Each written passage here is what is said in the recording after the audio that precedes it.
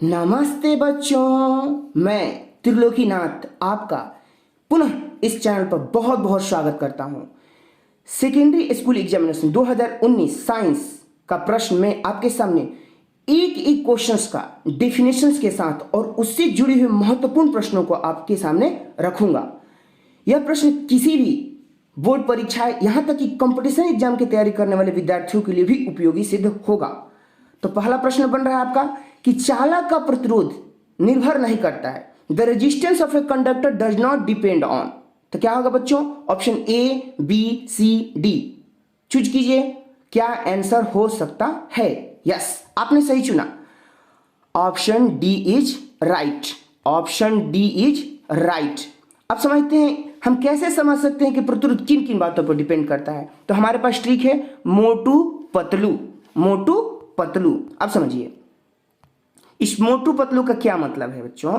तो मोटू पतलू का मतलब होता है, मोटू मतलब तार की मोटाई पर डिपेंड करता है, प मतलब पदार्थ की प्रकृति पर डिपेंड करता है, त मतलब चालक के ताप पर डिपेंड करता है, और लू मतलब तार की लंबाई पर डिपेंड करता है। यानी कि इन्हीं चार बातों पर डिपेंड करता है, धारा के प्रवाह पर यह डिपेंड नहीं करता, निर्भर नहीं करता है। अगला प्रश्न बन रहा है आपका कि निम्न में से कौन बौने पौधे को दर्शाता है?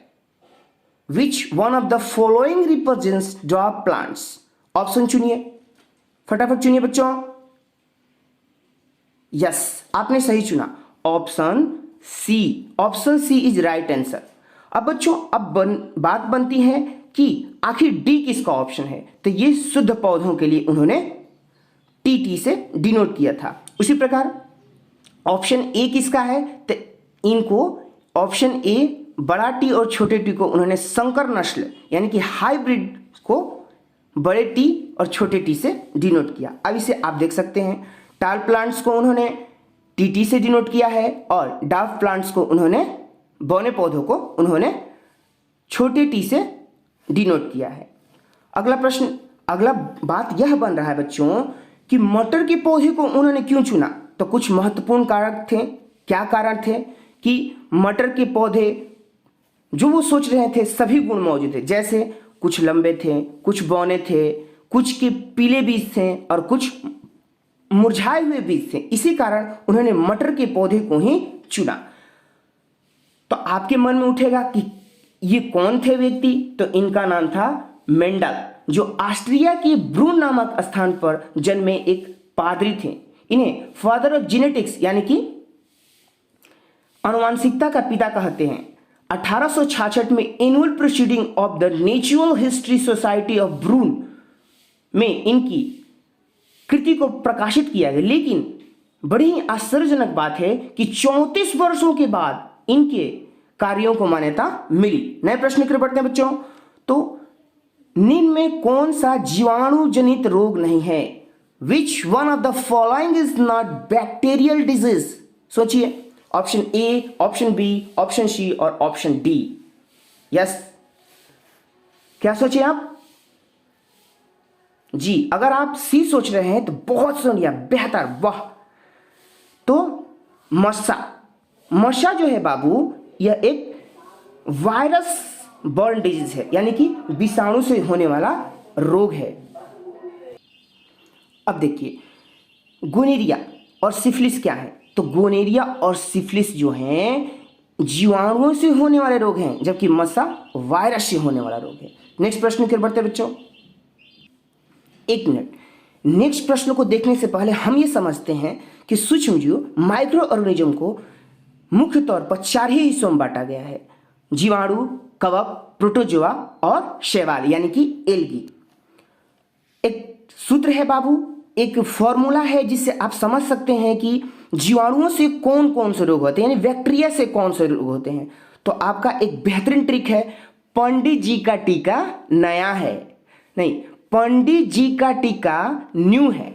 जैसे पी से प्लेग, डी से डिप्थीरिया, ट से टाइफाइड, उसी प्रकार का से काली खांसी, टी से टिटनस, फिर का से कुष्ठ,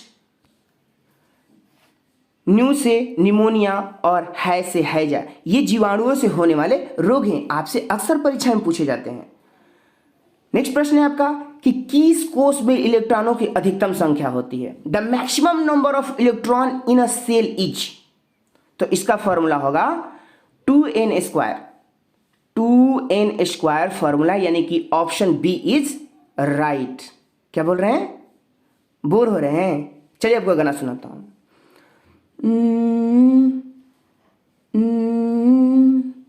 और रांझड़ा वे तेरे सांसों पे थोड़ा सा बतन का भी हक था, यूं देख मुझे ना मुड़ मुड़ के, तेरा मेरा साथ यहीं तक था। ये तेरी जमी तेरे खून से ही तो सजती संवरती है रांझे, तेरे इश्क की मैं हकदार नहीं, तेरी हीर तो धरती है रांझे। हाय,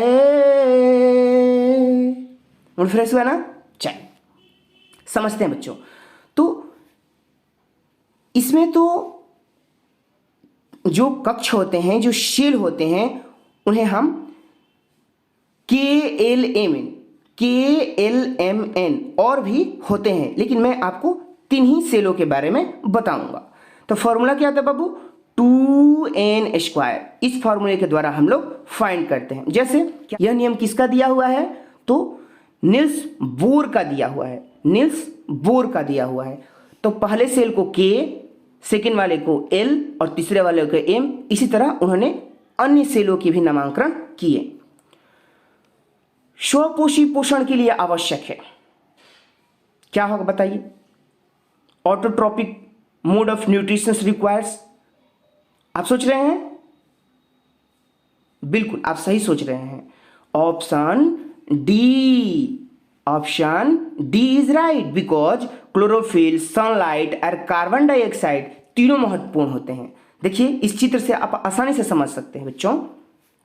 देखिए सनलाइट, क्लोरोफिल जो पत्तियों में पाया जाता है, जो वाटर हमको नेचर से मिलेगा, और मिट्टी में जो मिनरल होते हैं वो भी पौधों के विकास में सहयोग देते हैं। नेक्स्ट प्रश्न है कि वायुमंडल में प्रकाश का कौन सा रंग अधिक प्रकीर्णन करता है? तो वायुमंडल में कौन सा अधिक प्रकीर्णन करता है, सोचिए। बिल्कुल आपने सही सोचा, गुड बॉय। ऑप्शन बी, नीला। और बच्चों लॉर्ड रेले एक साइंटिस्ट थे, उन्होंने कहा था कि किसी रंग का प्रकीर्णन उसके तरंग दैर्ध्य पर निर्भर करता है। कम तरंग दैर्ध्य अधिक प्रकीर्णन, अधिक तरंग दैर्ध्य कम प्रकीर्णन, इसीलिए ब्लू में प्रकीर्णन अधिक होता है। समझ रहे हैं आप ना? Good, very good. अब देखिए यह एक मैंने फोटो शाम के समय ली हुई है। इसमें यह घटना जो है, सन का रेड रेड दिखाई देना प्रकाश के प्रकीर्णन के कारण ही होता है। ये देखिए आपको एक टावर से मैंने रेड, आप देखेंगे इस फोटो को अच्छा से, तो रेड एक टावर पर जलता हुआ दिखाई दे रहा है। यह भी प्रकीर्णन का ही उदाहरण है। प्रकाश के प्रकीर्णन के होने वाली महत्वपूर्ण घटनाएं आपके सामने मैंने रखी है, इसे पॉज कर एक बार आप देख लीजिएगा। धोबिया सोडे का रासायनिक सूत्र, धोने वाला सोडा, क्या होता है बच्चों? सोचिए। तो सोच लिए? Very good. क्या? Option A? No, option B is right, Na2CO3 dot 10H2। Mistake हो गया है, डॉट 10H2O। ठीक है बच्चों, तो कुछ महत्वपूर्ण फॉर्मूला को देख लीजिए जो एग्जाम में पूछे जाते हैं। NaCl sodium chloride, NaOH sodium hydroxide, Na2CO3 sodium bicarbonate. ऐसे ही महत्वपूर्ण फॉर्मूले आपके सामने हैं, इसे पॉज कर देख लीजिएगा। विद्युत आवेश का SI मात्रक क्या है? What is the SI unit of electric charge? क्या सोचे? ऑप्शन ए, बी, सी और डी, कौन सा होगा? ऑप्शन डी इज राइट, बिल्कुल, कूलाम।